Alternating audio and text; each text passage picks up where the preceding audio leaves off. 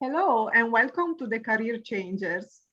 Today, we are going to talk about career change and inspiring people to live uncommon lives with Terry Tucker, motivational speaker and author of Sustainable Excellence, 10 Principles to Leading Your Uncommon and Extraordinary Life. Terry has reinvented himself frequently over his professional career. Each time he took a new job, he had to develop new skills and face different challenges. But the greatest challenge of all began in early 2012 when he was diagnosed with a rare form of cancer. It is then that he realized that during time of pain and suffering, we have two choices: to succumb to debilitating discomfort and misery, or to embrace the pain and use it to make us a stronger and better human being. Terry chose the latter, and today is inspiring other people to do the same. Hi, Terry. Thank you so much for joining us. Hey, Eliza, thanks for having me. I appreciate it. So, we are here at the Career Changers, so we're gonna start talking about your professional life. So how did you start? Or better, what was your first job? So my first job out of college was in the corporate headquarters in the marketing department of Wendy's International, the hamburger chain. I don't know if you have that in London. I think you do. And that was, I was a marketing trainee. You know, I was kind of the bottom of the barrel and was learning things. I eventually was promoted to a coordinator, and then I moved into new product marketing with Wendy's before I ended up actually moving on and becoming a hospital administrator. Mm-hmm. So before then that, what was your dream job when you were a child? Something that we ask everyone coming on the Career Changers. I wanted to be a policeman. My grandfather had been a policeman in Chicago for many years, about 40 years, long time ago, back in the 1920s through the 1950s. And I always wanted to kind of follow in his footsteps, but he was actually shot in the line of duty with his own gun. Wasn't a serious injury, was shot in the ankle. But my dad always remembered the stories my grandmother told about the knock on the door of, you know, Mrs. Tucker, grab your son, your husband's been shot and come with us. So when I said I wanted to go into law enforcement, my dad was, oh, no. You're going to go to college. You're going to major in business. You're going to get a job when you get out, going to get married, have 2.4 kids and live in the. I mean, my dad had my whole life planned for me, but that's what my dad wanted me to do. That wasn't what I wanted to do. Well, that's great, because later in our conversation, you can actually, we will discover that you realized that dream, that childhood dream. Yep. So what is your educational background? So I have an undergraduate degree, a bachelor's of science in business administration. I have a master's degree in criminal justice, and I've been to law school. So you mentioned your first job or career, and then after that you had several career changes. How did you transition from one career to the other, and why, before actually realizing your childhood dream of becoming a policeman? Yeah, so, you know, it kind of goes back to my dad and, you know, and what he wanted for me. And when I graduated from college, my dad was sick. He was actually dying of cancer.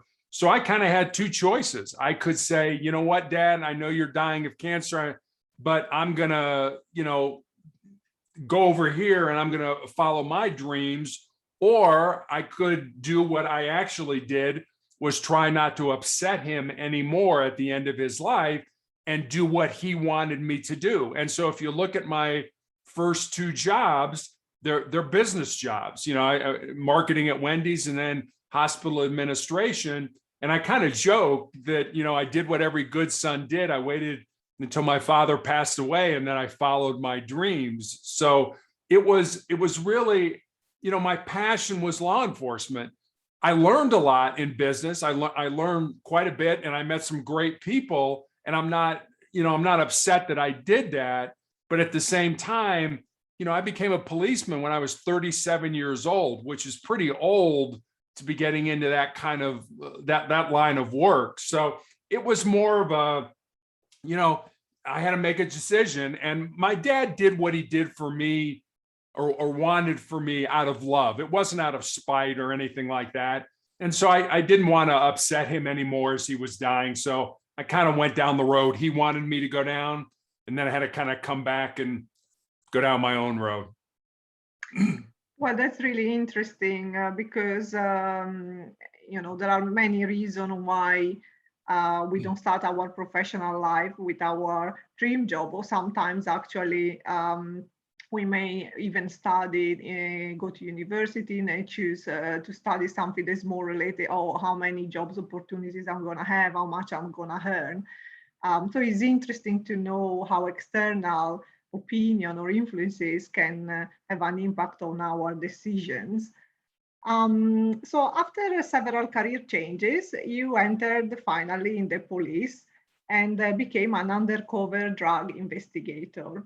That sounds very fascinating to me. How was that experience, and what did you learn from it? It was dangerous. I was shot at a couple times. I had my colleagues who I worked with, had guns pulled on them while we were buying drugs and things like that. It was a dangerous job, but we worked with a very good group of people. It was all about being as safe as we could possibly be. But I always tell people, you can't tell this from my voice or from looking at me, but I'm 6'8" tall, and I actually went to college and played basketball there. So people always ask me, it's like, how could you possibly do undercover narcotic work being that tall? But the thing that motivates that industry, and like it or not, it is an industry, is greed. And so if you have money, you'll find somebody, that's willing to sell you drugs. And that's what we did. We went out every night and we bought drugs, or we would sit on places and watch them to see if drugs were being sold, and find a way to do a search warrant, and, kind of, we called it kick the door in, and get the drugs and arrest the people and stuff like that. So it was a lot of fun. It was very much an adrenaline kind of job, I mean, a lot of highs, a lot of lows, a lot of sitting around watching, for hours and hours and hours. And then, maybe 10 minutes of real excitement. And then the rest of it was all paperwork. So, but it was a great job. I loved it. I felt I made a difference, and I worked with some really great people. So what did you feel at the time was the difference between real life action and being in a movie?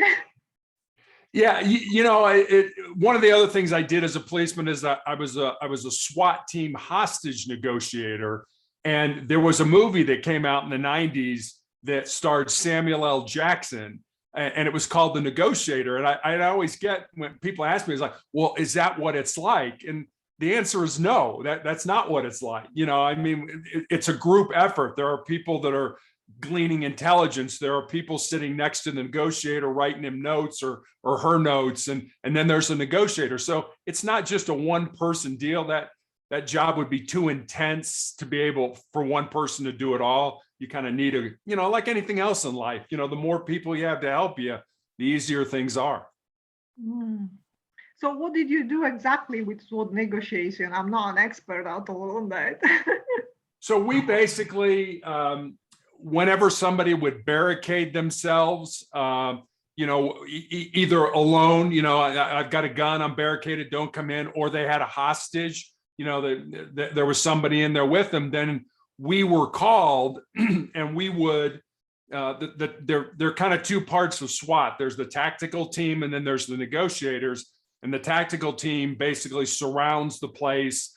They're the people with the guns and all the cute little toys.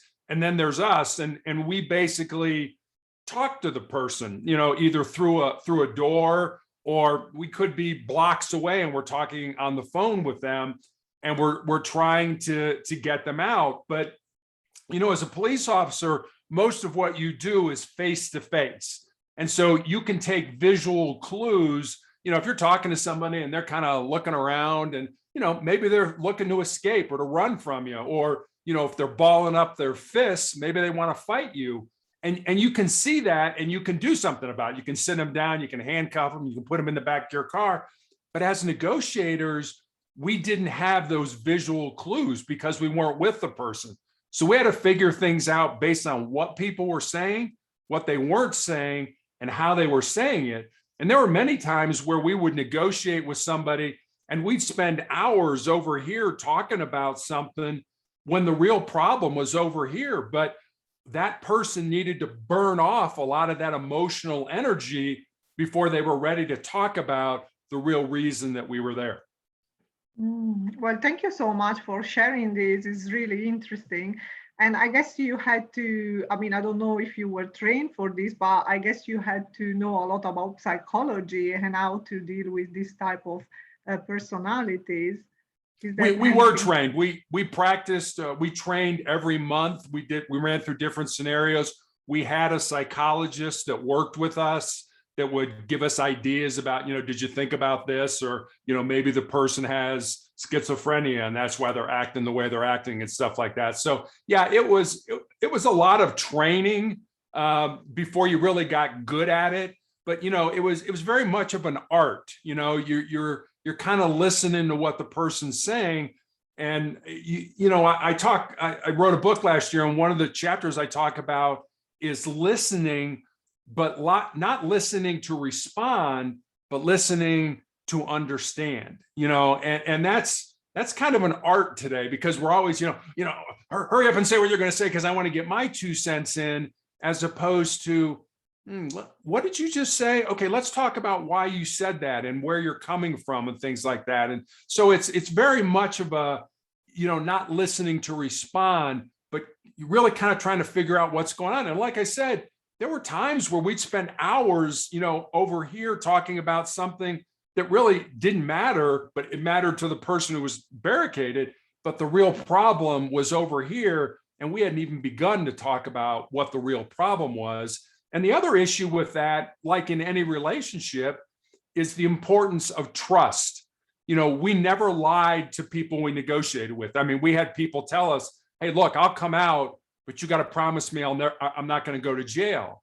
Well, when you come out, you are going to go to jail, and then you would try to deflect it to something more positive, because we never lied, because we would end up a year from now, 2 years from now, possibly back negotiating with that same person over the same thing or something different. And we never wanted them to be able to say, hey, you lied to me 2 years ago, because when that happens, you don't have trust. And if you don't have trust, you can't be a good negotiator. So what challenges did you have to overcome while transitioning career, going, for example, from marketing jobs to being a policeman and such a intense professional life? Yeah, I think anytime you transition to another job, regardless of what, you're going to have to develop a new skill set. You're going to have to get to a point where, you understand the politics, because every organization, even if it's a police department, has politics and things like that. And you kind of have to figure out the lay of the land, who are the players, and, who actually works and who just talks about working and, manages up and spends their whole career doing that. And I've never been a person who was real political. I never cared. I wanted to do a good job. I've always felt that life was more, regardless of what you do for a living, life was about service. Life was about giving back to people and doing the best that you could and helping people out along the way. And, I saw a lot of people that were what I called box checkers. They're like, okay, I went to college, check that box. Okay, I got married, check that box. Okay, I got 2 kids, check that box. And they never put their heart and soul and passion into what they were doing. And so, I think anytime you transition to a new job, even if it's in the same industry, you kind of have to figure out the lay of the land and how you are going to be able to be successful in doing that. And sometimes you're not going to be successful. And then you have to determine, do you want to stay or do I need to look for something else and move on? And, one of the things I learned a long time ago was the importance of your brain, because, our brains are hardwired to avoid pain and discomfort and to seek pleasure. And so to the brain, the status quo is good. Don't mess with it. And you and I probably both know people who are in dead-end jobs. They've been in dead-end jobs. They've never done anything, in those jobs. And you kind of look at them like, why don't you move on? And I think part of that is the brain, because the brain kicks in and was like, wait a minute, you don't want to look for a new job. If you look for a new job, you might not get along with your coworkers at that new place. And hey, the job you have now is easy and you're making good money and you understand, the politics around here. So don't look for a new job. But the problem is, the only way you're going to grow, the only way you're going to, get outside your comfort zones and improve yourself is if you step outside and do things that scare you. But as soon as you do that, your brain's going to kick in and be like, no, you shouldn't do that. So it's a constant fight between what you should do and what your mind is telling you it wants you to do. So we are talking about challenges, and you had your biggest challenge. Your biggest challenge started in early 2012 when you were diagnosed with a rare form of cancer called acral lentiginous melanoma. What did you do, and what gave you strength at that time? Yeah, I was a basketball coach. I was coaching a girls' high school basketball team in Texas, and I had a callus break open on the bottom of my foot. And I didn't think a lot of it initially, because as a coach, you're on your feet a lot. But after it didn't heal, I went to see a podiatrist, a foot doctor friend of mine, and he took an x-ray. He said, Terry, I think you have a little cyst in there and I can cut it out. And he did. And he just showed it to me. It was a little gelatin sac with some white fat in it. No blood, no dark spots, nothing that would give anybody concern. But he sent it off to pathology. And then 2 weeks later, I get a call from him. And as I said, he was a friend of mine. So the more difficulty he was having telling me what was going on, the more frightened I was becoming, until he just kind of laid it out for me. He said, Terry, I've been a doctor for 25 years. I have never seen this form of cancer. You need to be treated at MD Anderson, which is probably one of the best cancer hospitals in the United States. And I mean, my emotions ran the gambit. I was depressed. I was mad. I was down. I went through everything until I finally realized it's like, you know what? These are the cards that I've been dealt, and I'm going to have to play them, and I'm going to have to play them to the best of my ability. And that's pretty much what I've been doing for these last 9 years. After my surgeries, I was on a drug for 5 years that gave me flu-like symptoms every week. I took an injection. So imagine having the flu every week for 5 years, which was not a cure for me. It was just to keep the disease from coming back. 2018, I had my left foot amputated. Last year, I had an undiagnosed tumor in my ankle that grew large enough that it fractured my tibia, my shin bone. And during the pandemic, I ended up having my left leg amputated. So, there's always challenges in your life. And we're all going to experience pain in our lives. And it doesn't have to be cancer pain like mine. You could, flunk a test at school, or break up with your boyfriend or your girlfriend, or not get the promotion at work that you think you deserve. Pain is inevitable. Suffering, on the other hand, that's optional. That's what you do with that pain. Do you use that pain to make you stronger, to make you tougher, to make you more determined? Or do you wallow in it, and feel sorry for yourself and want people to feel sorry for you? Now, don't get me wrong. There's no S on my chest. I don't have a cape. So, I'm human. I have bad days. I cry, I get down.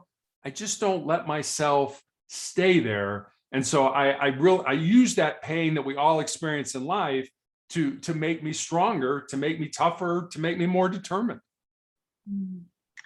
Well, you actually said one thing I learned during all my pain and suffering is that you have two choices. You can succumb to the debilitating discomfort and misery, or you can learn to embrace it and use it to make you a stronger and better human being. I choose the latter. Well, how did you turn your pain and suffering into something positive? That's a great question. I think if I knew that, I'd write a book and live on an island in Jamaica for the rest of my life or something like that.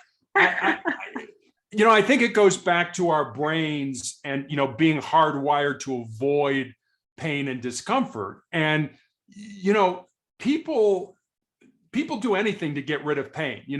They'll self-medicate, whether it's drugs or alcohol. They'll engage in behavior that's not good for them.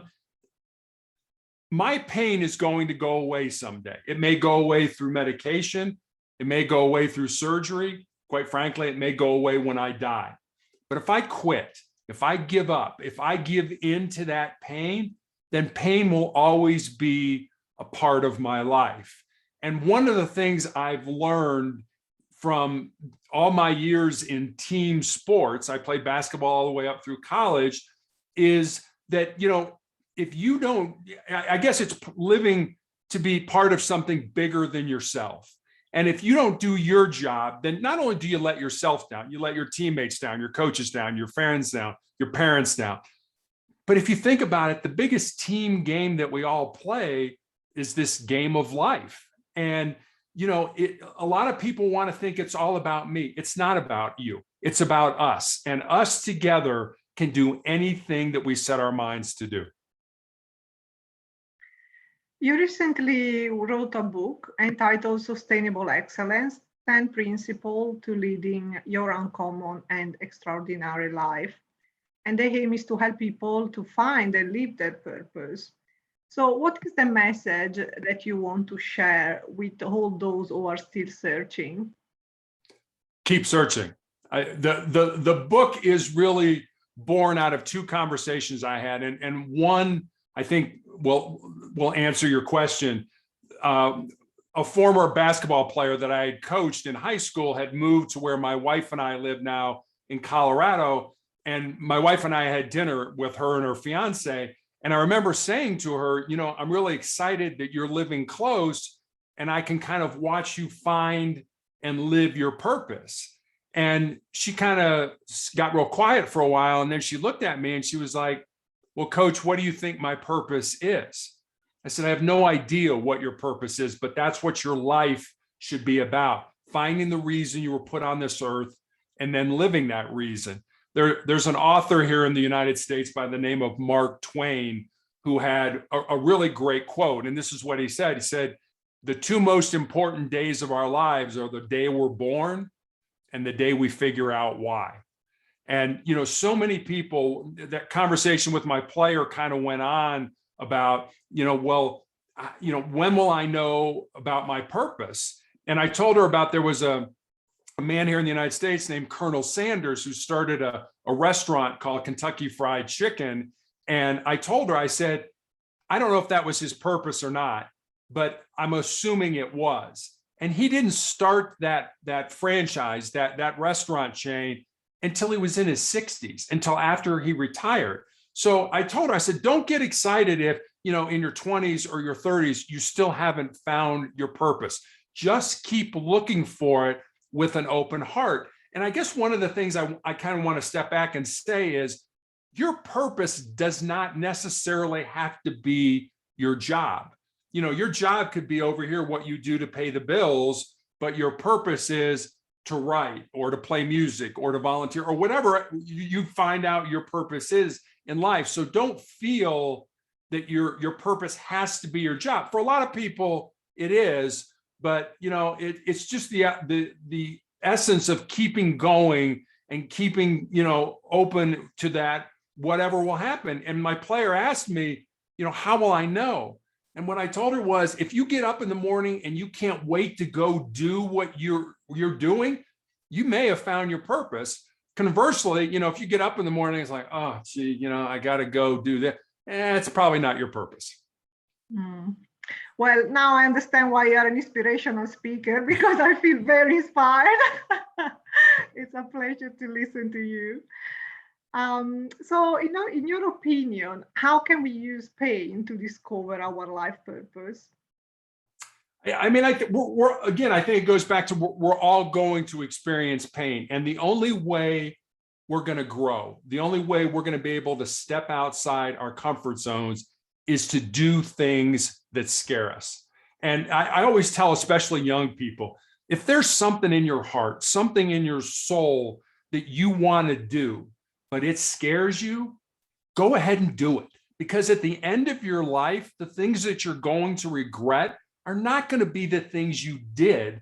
They're going to be the things you didn't do. And by then it's going to be too late to go back and do them. So don't be afraid. You know, one of the chapters I talk about in my book is that most people think with their fears and their insecurities instead of using their minds. I know I've done that plenty of times in my life. So, you know, people don't do things, you know, hey, I really have a passion to do that, but I don't want to do it. And I don't want to do it because one, it scares me. Or, you know, what if I fail? What are people going to say about me? The heck with other people. I mean, that's a kind of a huge generalization, but don't worry about what other people say about you, because at the end of your life, you're not going to be judged by what other people said or other people did. You'll be judged by what you said and what you did. So don't worry about what other people say. Most of the time, it's just jealousy because they're envious of the fact that, you know what, you took a chance, you stepped outside that comfort zone, and now you're moving forward in your life,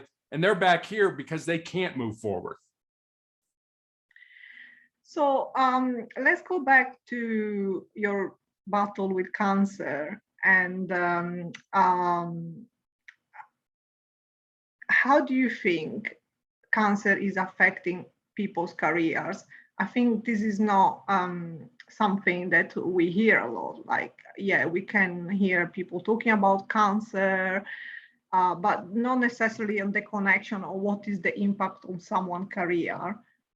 So how has that impacted your career, and how do you think is in general affecting other people's careers, and what can be done to maybe make things easier? I guess I'll kind of go back to my father. And when my dad was diagnosed with breast cancer in the 1980s, doctors didn't really know what to do with men with breast cancer. They weren't, you know, they kind of knew how to treat it with women, but with men, it was very rare. And I remember my dad was of the generation that men didn't really go to the doctor when they were sick, which is a shame, because if he would have caught this early, he very well may have survived this, but he didn't. And he was diagnosed in the end stages of the disease. And the doctors, they tried things, but pretty much they told him to go home and die. My dad lived for another 3.5 years after his basically terminal diagnosis. And the reason I think he did is because he had a purpose. And his purpose, he was in real estate, and he worked up till 2 weeks before he died. And I always remembered that. I always kind of tucked that in the back of my mind, that if you have a purpose in life, and you know, you have some terminal or chronic disease, like, you know, who knows what it is, cancer, diabetes, whatever you have, if you have a purpose in life, you're going to be able to focus on something other than your disease. And if you do that, that's going to give you some kind of clarity where, you know, it's like, it's kind of like when I was a policeman. You know, law enforcement was just like business. You know, we had the 80-20 rule. 80% of your business came from 20% of your customers. Well, the same thing was true in law enforcement. 80% of the crime occurred because of 20% of the criminals. So if you have something that, you know, that you want to focus on that isn't just constantly you, then you have a purpose. You have a way to move down the road, as opposed to, oh, you know, I got cancer. Yeah, I'm sick. Yeah, woe is me. Yeah, you know what? All that stuff is great, but it doesn't get you anywhere. My grandmother used to say, you know, worry is like a rocking chair. It gives you something to do, but it never gets you anywhere. That's the same kind of thing with cancer or any kind of debilitating disease. You've got to have something else to focus on, or you'll just focus on the negative aspects of your health. So find that purpose in life and live it. And whatever happens outside of that, at least you'll have something else to focus on. You mentioned that you have 4 truths that guide you when having to make a decision in your life. Can you tell us more? Sure. These are four things, I guess, that I've come to develop over these last 9 years. Some of them are kind of a totality of my entire life experience, but a lot of them are just over these 9 years. And I'll give them to you. They're just four statements, and I have them on a Post-it note sitting right here on my desk. So I see them multiple times every day. The first one is this: you need to control your mind, or your mind will control you. And that kind of goes back to what we were talking about, people in dead-end jobs looking for another job and how scary that is, and being able to step outside your comfort zone because your brain is going to start, I guess, attacking you, for lack of a better word. So that's the first one. The second one is we need to embrace the pain and the difficulty that we all experience in life and use it to make us a stronger and more determined individual. Again, going back to our brains being hardwired to avoid that pain and discomfort and to seek pleasure. But I guess what I'm saying is, instead of running from pain, take it, flip it inside and use it as energy, or burn it as fuel to make you stronger. So instead of running away from it, use pain to make you a better person, because you can't, because I have, and I don't think I'm any more special than anybody else. I don't have, any great powers or anything like that. I just use that pain to make me a stronger individual. So that's number two. Number three is kind of a legacy truth, and it's this: it's what we leave behind is what we weave in the hearts of other people. And so I always ask people to say, what would your ancestors say of the life that you have led? What are people going to say about you at your funeral? I mean, I'm not telling people to live their life for somebody else. You've got to be true to yourself. But at the same time, if you don't like what people are saying about you, if you don't like what people might say about you at your funeral at the end of your life, you've got time to change that if you're thinking about it now. So that's number three. And then number four is pretty self-explanatory. As long as you don't quit, you can never be defeated. And I use these truths to make decisions in my life. And, I had a nurse recently come to me. I'm on a clinical trial of a new drug that really kind of beats me up physically while I do it. And she said, Terry, nobody would think anything less of you if you got off this drug, if you stopped this. And I tried to explain the four truths to her, and I could tell I really didn't get, they didn't resonate with her. But I told her, I said, my doctor may take me off this drug, or I may die on this drug, but I'll never quit this drug because it's helping me right now. And again, going back to the situation where, be part of something bigger than yourself, maybe the doctors can learn something from my scans, my blood work, and all the things that are going on that'll help somebody else down the road. And I may not even be here. I may be dead by the time that happens, but that's part of something bigger than yourself. That's what I want. I want to be part of something bigger than myself. So, you went through lots of pain and challenges, but also you had this very interesting career. And do you have any funny stories to tell us about your journey?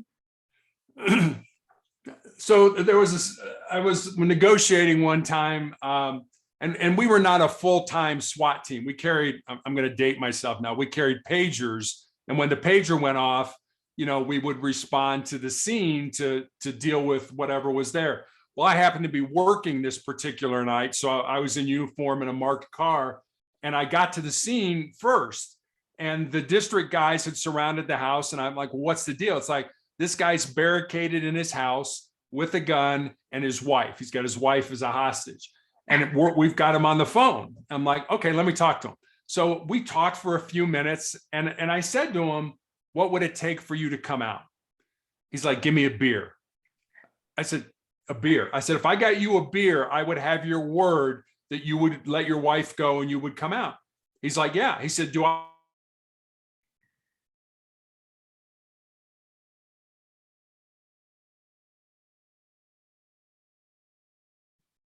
You go down to the store and buy a beer, and the tactical team put it on the front porch. And I got him back on the phone. I said, the beer's on the front porch, but you don't get it until your wife comes out. You put the gun down, and then you come out. And he's like, but I still have your word that I can drink the beer. I'm like, absolutely. So here comes his wife, and here he comes with his hands up. We handcuff him, we let him drink the beer, and off to jail he goes. So, it was kind of like, give me a beer and I'll come out. I mean, most of the negotiations were not like that. They were much more intense and much more, kind of scary in a way. But I just kind of had a laugh. Like, if I got you a beer, you'd let your wife go. Yeah, that's how simple that one was. So that's one story. And then when I was working at Wendy's and I was in new product marketing, it was the first time I'd ever seen somebody actually kind of stick their neck out for something they believed in. We were testing most people know about chicken nuggets, but we were testing a beef nugget. And the initial test was, yeah, it tastes really good, but the way it looks, it doesn't look good. And this one director was like, I think we should test it in one of our test markets. And the vice president was, I don't think so. And so, but the director really kind of went out on a limb, said, no, I think this is going to be successful. I think we're going to do this. And you got to remember, whenever we would test a product in stores, it cost hundreds of thousands of dollars to, put equipment in the store, to put stuff on the menu board, to train the staff, to do all that kind of stuff.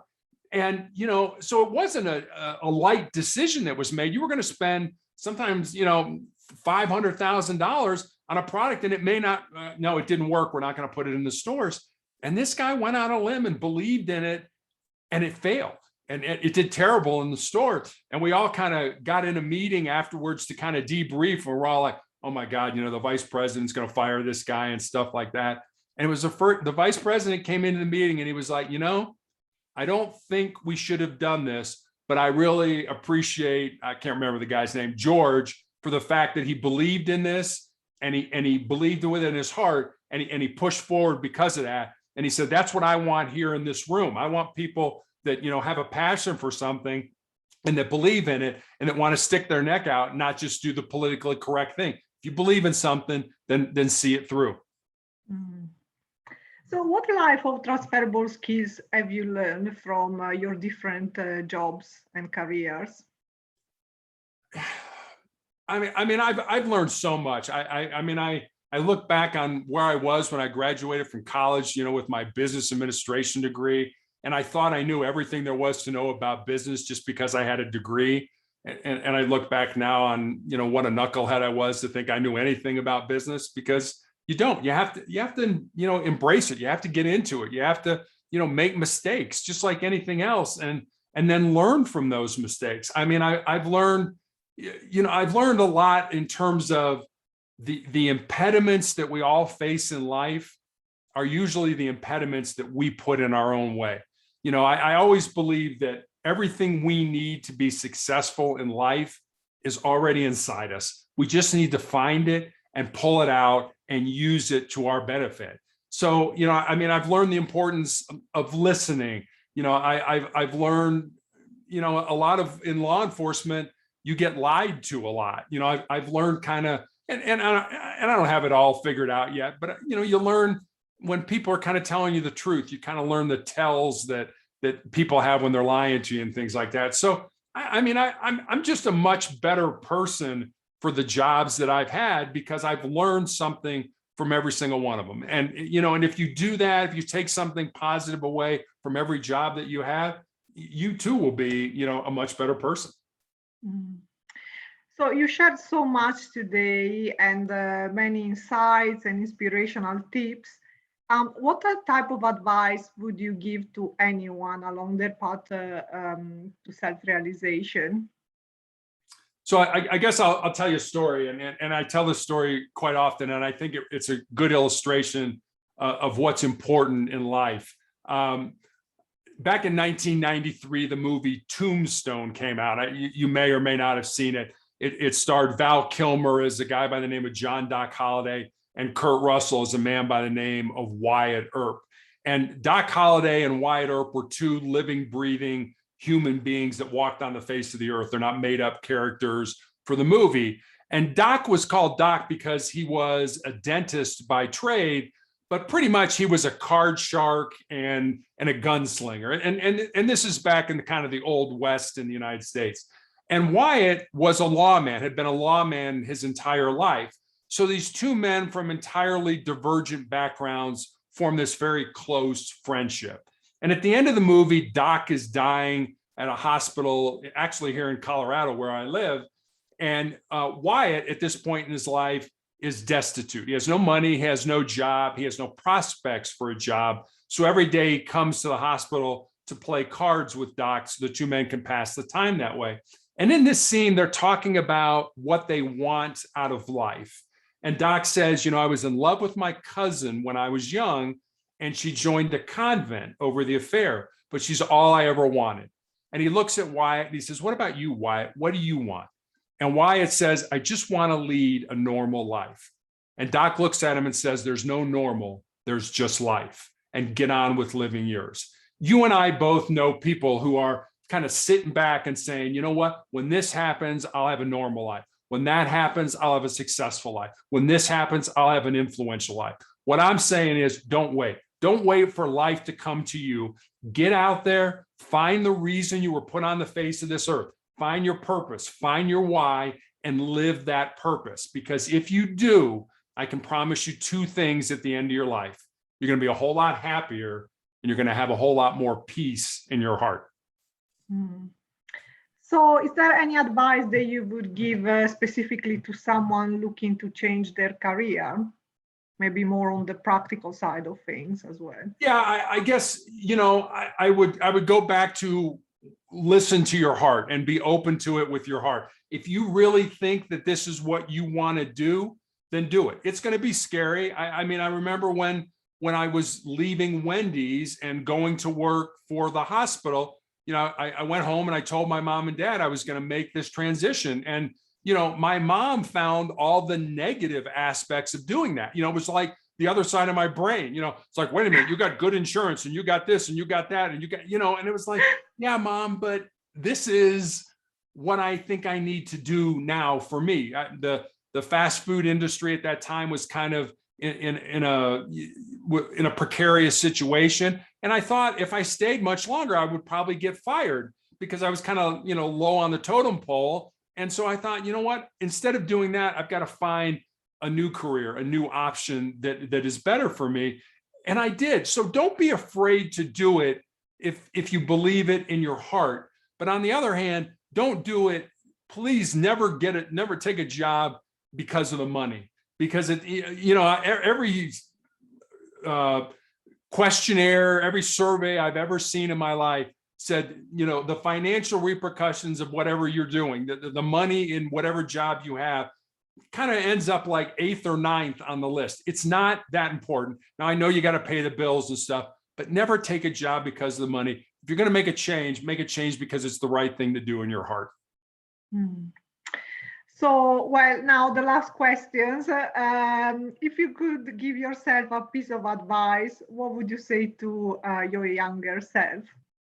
You can do so much more than you ever thought you could do. There was a study done in the 1950s at Johns Hopkins University here in the United States. And what this study involved it was very simple. This professor took rats and he put them in a tank of water that was over their head. And he wanted to see how long they could tread water before they would start to drown. And the average was about 15 minutes. And just as the rats were starting to go under and drown, he grabbed them, he pulled them out, he dried them off, and he let them rest for a while. And then after a while, he put them back in that same tank of water that was over their head. And almost to a rat, the rats were able to tread water for another 60 hours. Think about that. Initially 15 minutes and I'm going to drown. And now somebody pulls you out, dries you off, lets you rest, and puts you back in that tank, and you go for another 60 hours. That says to me two things. One, the importance of hope in our lives. And two, the fact that we can do so much more physically than we ever think that our bodies, can do. So don't limit yourself based on what you think. You can do so much more than you ever thought you could do. Well, thank you so much, Terry, for joining us today and sharing your inspirational career change and life story. And if anyone would like to be in touch with you, where they can find you? So I have a website called Motivational Check. So motivationalcheck.com will get you to me. I put up a new thought for the day every day. And on Mondays, I put up the Monday morning motivational message. And my social media links are on there as well. So you can get to me through that as well. But motivationalcheck.com will get you to me. Thank you very much. And a last message for our listeners, don't forget to subscribe to our channel and tune in next week for a new inspirational episode of The Career Changers. Thank you, Terry, again. Thank you very much for having me. I appreciate it. Thank you. Bye.